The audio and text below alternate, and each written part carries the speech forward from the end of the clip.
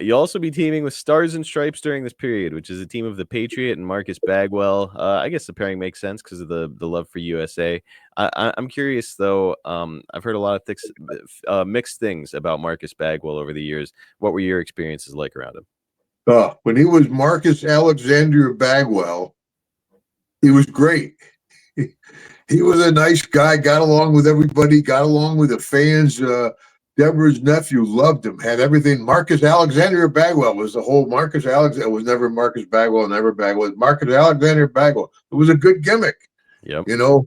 And then all of a sudden that Buff the Stuff thing hit, and he was part of the clique and doing the finger kiss, and the head got bigger and bigger and bigger. That's why I wore such a big hat. He turned into Buff like for a shoot. Yeah, he believed his gimmick, man. He was Buff the Stuff, you know. He really did. He believed his gimmick, and you know, he was a good wrestler and everything. But you know, shit, when you're with the boys, you know, you might want to tone down on your gimmick, brother. Yeah, the boys tend to be able to sniff out the bullshit a little bit. Yeah, you know, back in the day, I don't know how it is now. You know, it changed back when they had the wrestler court. You know, all the old timers going, wrestler court. We got a jury of one around here. Yeah, it used to be, let's settle this. I'll see you in the shower, right? Shower was, of course, that's where Brody got killed in the shower, man. Mm-hmm. Yeah, a lot of shit happened. That's where Sting and Dick Slater got into it. A lot of shit. Butch Reed and John Nord. Berserker. Yeah, John Nord. Yep. Stay out of the shower. Don't go in there. Even nowadays, I avoided Jim. Shit in the shower. Right out. Yeah. Of course, there'd be lawsuits now and all kinds of stuff. Oh, yeah. No, the business has changed. You know the old wrestling joke, you're always a phony wrestler until you go to court. Mm-hmm. Oh, and then you're big go to court, it goes like this: 10, 20, 30,000. I'm going to sue you.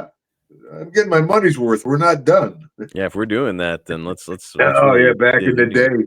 But if you ever get in a real fight and beat somebody up or somebody, or have a fight and exchange, your hands swell up. You can't turn a doorknob. I mean, you can't be. It's rough on your hands.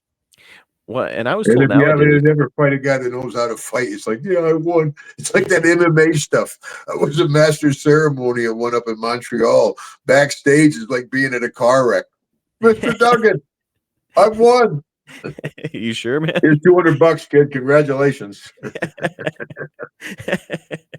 Even nowadays, I know that back in the day, if a fan jumped into the ring, it was kind of like the sharks would swarm and they'd all just the wrestlers would beat the shit out of them. But nowadays, you know, I asked one of my trainers, I was like, hey, if a fan hits the ring, what do I do? They were like, put him in a hold, but don't punch him. You'll get sued, even if he's coming at you.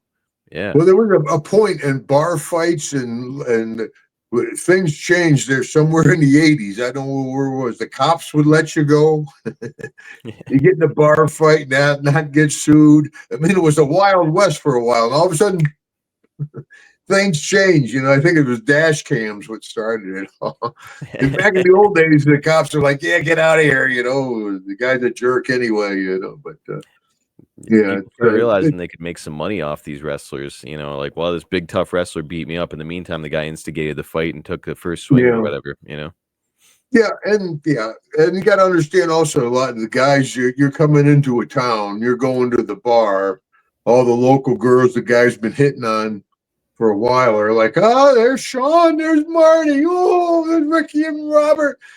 They're all over there, you know, and those guys picked up a lot of heat, you know.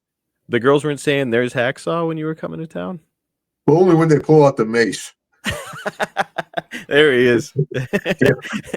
I had my niche. I wasn't worried about Sean and Deborah, right? They were like Sean, Marty, those guys have shit. You know, Doc, Terry Gordy, big tough guys. I'm like, hey, Deborah, stay away from this. Keep away from those guys. Yeah, the men I was worried about. And like Sean, he's awful pretty. I mean, he certainly is. I guess. Of course, nowadays, you know, you're the dream off worse than mine. You know, shit.